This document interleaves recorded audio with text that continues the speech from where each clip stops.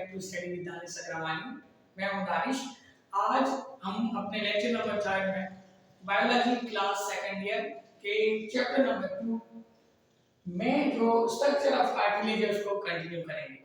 इससे पहले हमने बोन के स्ट्रक्चर, बोन के सेल्स को आप लेक्चर नंबर 1 और 2 में देख सकते हैं, हमने कवर कर लिया। इसी तरीके से second year biology chapter number 2 support and movement का स्ट्रक्चर ऑफ कार्टिलेज को आज हम कंटिन्यू करेंगे। तो स्ट्रक्चर ऑफ कार्टिलेज में सबसे पहले जो चीज हमें याद रखनी है कि ये सॉफ्ट होते हैं, कार्टिलेज फ्लेक्सिबल होते हैं। किससे बने होते हैं? कनेक्टिव टिश्यू के। अब जिस तरह हमारा ब्लड एक कनेक्टिव टिश्यू है, उसी तरीके से कार्टिलेज कनेक्टिव टिश्यू का बना हुआ होता है। बोन के साथ होता है, हमारे स्केलेटन का मेन पार्ट है, जैसे बोन होते हैं इसी तरीके से कार्टिलेज भी है। तो लेकिन ये सॉफ्ट है, फ्लेक्सिबल और कनेक्टिव टिश्यू का बना होता है।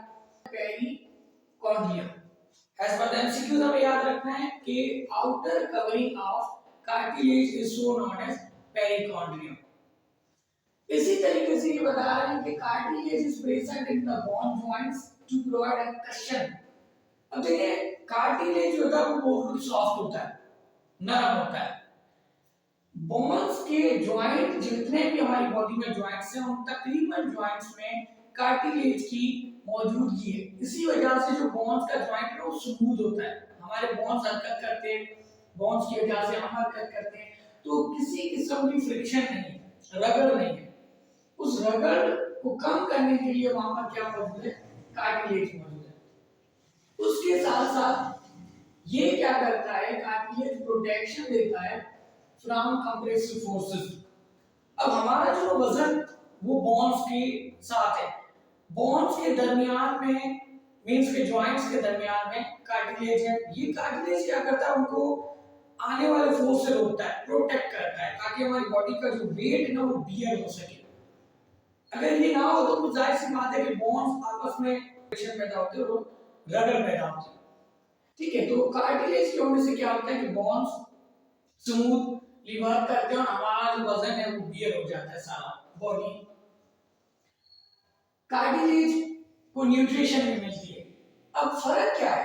देखिए बोन्स के अंदर ब्लड वेसल्स होती हैं, कार्टिलेज में ब्लड वेसल्स नहीं होती है। हमें एमसीक्यूज तो याद रखना है कि कार्टिलेज को जो न्यूट्रिशन मिलती है वो सराउंडिंग टिश्यूज से मिलती है।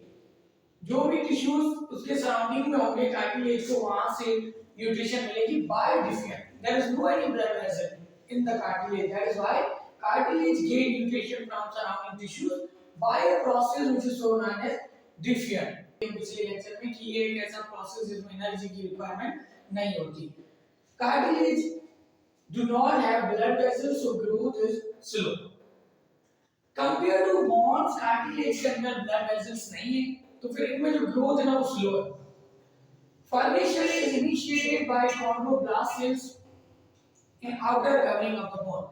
अब outer covering of the bone में chondroblast cell होती है, उन chondroblast cell से cartilage की formation होती है। अब यहाँ पे क्या बता रहे हैं कि chondroblast cells divide होता है ताकि वो chondrocyte cell बनाए। हमने bone के types of the cell में पढ़ा था कि हर सेल दूसरे सेल को फॉर्म करता है, बनाता है। इसी तरीके से chondroblast खुद में से डिवाइड होकर कौन सा सेल बनाता है? कॉन्ड्रोसाइट सेल बनाता है। ठीक हो गया? कॉन्ड्रोसाइट को क्लियर कर दी कि ये प्रोड्यूस होता है फिल्म मैट्रिक्स में। कॉन्ड्रोसाइट फिल्म मजबूत मैट्रिक्स के अंदर बनता है। इसके साथ मतलब इस फिल्म मैट्रिक्स में कौन सी चीज होती है? कोलाजन प्रोटीन होता है। दूसरा क्या होता है? प्रोटियोग्लाइकन होता है। अब प्रोटियोग्लाइकन क्या है? प्रोटियोग्लाइकन कंजुगेट मॉलिक्यूल है, प्रोटीन और कार्बोहाइड्रेट का बना हुआ है। It is a conjugate molecule made up of protein and carbohydrate. That is why we are calling it proteoglycan. Glycan for carbohydrate and protein. ठीक हो गया? अब कौन सा कार्बोहाइड्रेट? यहां पर हम दूसरा बता रहे हैं GAG, ग्लाइकोज अमाइनो ग्लाइकन, जो कि डाइसैकेराइड है।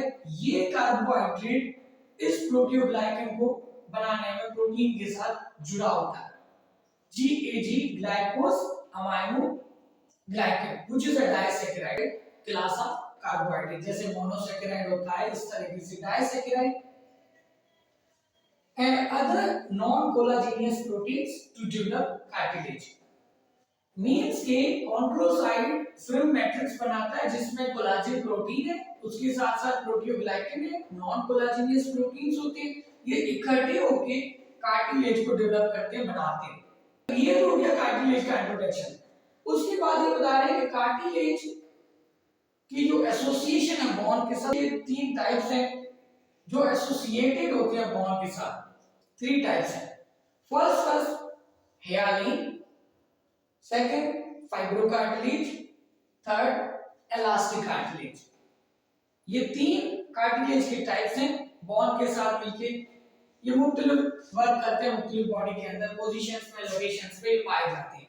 पहले नंबर को हम क्लियर कर देते हैं। हियालिन प्रेजेंट इन बिटवीन रिब्स, हमारी जो चेस्ट कैविटी में रिब्स मौजूद है 24, 12 on the left side, 12 on the right side, उनके बिटवीन, उनके दरमियान में हियालिन कार्टिलेज है, जिस वजह से हमें रिब्स में फ्लेक्सिबिलिटी है कि हम रेस्पिरेशन करते हैं, एक्सपायरेशन एंड इंस्पिरेशन, तो हमें जो फ्लेक्सिबिलिटी मिलती है, हमारी चेस्ट कैविटी फुल होती है, अंदर जाती है, बाहर आती है, किस वजह से? इन्हीं कार्टिलेजेस की वजह से।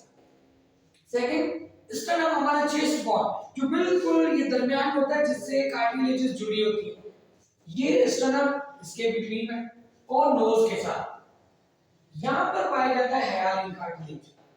उसके साथ साथ the bone surface of many joints, तकरीबन हमारे जो जॉइंट्स हैं उन जॉइंट्स के सरफेस में ये हियालिन कार्टिलेज पाई जाती है। स्मूथ सरफेस होता है इसका, बहुत नरम है, that allows tissues to slide easily.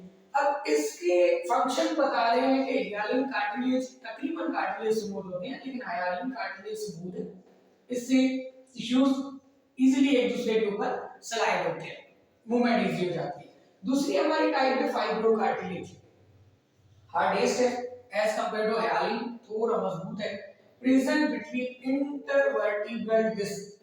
हमारा जो वर्टिब्रल कॉलम है, उसी वर्टिब्रल कॉलम को अगर हम ड्रॉ करें तो ये 33 जो वर्टिब्रा है, इन वर्टिब्रा के दरमियान में यहां पर, ठीक है, यहां पर कार्टिलेज मौजूद होता है, उस कार्टिलेज को हम कहते हैं फाइब्रोकार्टिलेज।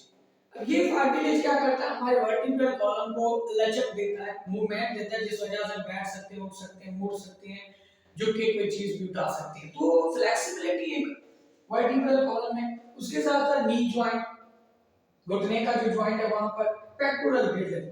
अब हमारी बॉडी के अंदर दो ग्रिडल पाए जाते हैं, एक हिप रीजन में होता है यहाँ पर, जिसको हम कहते हैं पेल्विक ग्रिडल, दूसरा ये होता है शोल्डर के रीजन में, इसको हम कहते हैं पेक्टोरल ग्रिडल। यहाँ पर पेक्टोरल ग्रिडल पे फिब्रोकार्टिलेज कार्टिलेज मौजूद होती है। आ जाते हैं हमारे थर्ड नंबर कार्टिलेज पे, जिसको हम कहते हैं elastic cartilage. As per the name, elastic का मतलब लचकदार होता है, most flexible and strong cartilage. Comparison to hyaline and fibrocartilage, elastic cartilage most flexible, इसमें लचक उन दोनों से बहुत ज्यादा है। स्ट्रॉन्ग कार्टिलेज है and located in pinna of air. देखिए हमारा जो एक्सटर्नल एयर है, ये वाला जो विजिबल है, जिसको हम देख सकते हैं, टच कर सकते हैं, इस एक्सटर्नल एयर को हम बायोलॉजिकली कहते हैं पिना। तो इस पिना के अंदर जो कार्टिलेज है वो इलास्टिक कार्टिलेज है, दैट इज व्हाई हम इसको बेंड कर सकते हैं। इसकी लचक बता रही है कि इसकी मूवमेंट बहुत ज्यादा है, इसमें लचक बहुत ज्यादा है। External and internal auditory tubes, हमारा ऑडिटरी ट्यूब जो वॉइस को सुने, आवाज को सुने, उसका एक्सटर्नल रीजन और इंटरनल रीजन, इन दोनों में इलास्टिक कार्टिलेजेस है। उसके साथ साथ एपिग्लोटिस। एपिग्लोटिस क्या होता है कि हमारा जो फूड पाइप होता है, ठीक है, उस फूड पाइप के ऊपर एक कवर और ढक्कन होता है, इस रीजन को हम कहते हैं ग्लोटस, ठीक है। ये हो गया हमारा एपिग्लोटिस। इस एपिग्लोटिस के अंदर जो कार्टिलेज मौजूद है वो कौन सा कार्टिलेज है? इलास्टिक कार्टिलेज है, जिस वजह से एपिग्लोटिस की जो मूवमेंट है वो बहुत ज्यादा स्मूथ है, लचकदार। उसके साथ साथ हमारे लैरिंक्स में, अब लैरिंक्स हमारा साउंड बॉक्स है, जिसको हम साउंड बॉक्स या लैरिंक्स कहते हैं, उसकी फ्लेक्सिबिलिटी भी बहुत ज्यादा है, लचकदार है। जैसे कि एपिग्लोटिस हो गया, ऑडिटरी ट्यूब्स हो गए, लैरिंक्स हो गया और एयर हो गया, इन चारों के अंदर इलास्टिक कार्टिलेज मौजूद होती है। ये नीचे हमने तीन डायग्राम बनाई हुई है, तीन डायग्राम हमें क्लियर कट बताती है हेयरलाइन कार्टिलेज की डायग्राम कौन सी है। ये हेयरलाइन कार्टिलेज है जिसमें ये सेल होते हैं, हेलो कार्टिलेज हो गया, ये उसका आउटर रीजन है जिसको हम पेरिकॉन्ड्रियम कहते हैं जो कार्टिलेज की बाउंड्री है।